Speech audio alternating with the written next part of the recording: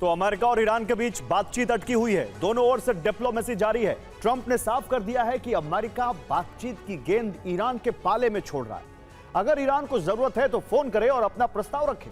उधर ईरान ने पाकिस्तान के जरिए अपना नया प्रस्ताव अमेरिका को भेज दिया है। ईरान का मकसद फिलहाल होर्मुज पर कब्जा जमाए रखना और परमाणु मुद्दे को टालकर अपनी आर्थिक और सैन्य घेराबंदी को खत्म करना है।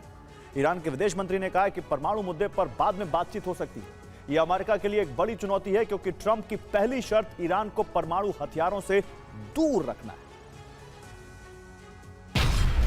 पहले चरण में ईरान चाहता है कि अमेरिका इजराइल दोबारा ईरान और लेबनान पर हमले ना करने की गारंटी दे।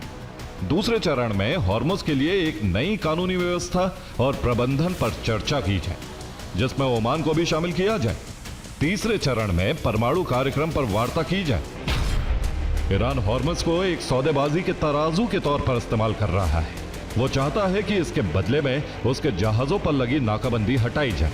ईरानी विदेश मंत्री अरागची की ओमान यात्रा भी इस बात का संकेत है कि ईरान इस क्षेत्र में एक नया कानूनी सिस्टम लागू करना चाहता है, जिससे वो भविष्य में इस जल मार्ग पर अपना नियंत्रण और मजबूत कर सके। ईरान होर्मुज पर टोल को अंतर्राष्ट्रीय मान्यता दिलाना चाहता है और इसे ओमान के साथ साझा करना भी चाहता है।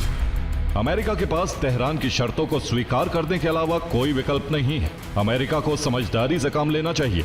यूरेनियम संवर्धन के अधिकार को मान्यता दी जाए, युद्ध के हर्जाने का भुगतान किया जाए, होर्मुज पर ईरान के प्रबंधन को अंतर्राष्ट्रीय मान्यता दी जाए। पाकिस्तान बातचीत के लिए एक उचित मध्यस्थ नहीं है। पाकिस्तान में मध्यस्थता के लिए जरूरी चीज भरोसे की कमी है। वो हमेशा ट्रंप के हितों को ध्यान में रखता है, अमेरिकियों की इच्छा के खिलाफ एक शब्द भी नहीं बोलता है। ट्रंप ने कहा है कि ईरान के नेताओं की जगह अगली पीढ़ी ने ले ली है, लेकिन वो बहुत अजीब है। नहीं पता कि हम किन से डील कर रहे हैं। ईरान पूरी तरह खत्म हो चुका है, लेकिन खतरा बाकी है। अब अगर ईरान को बात करनी है तो वो अमेरिका आ जाए या फिर हमसे फोन पर सीधे बात कर ले।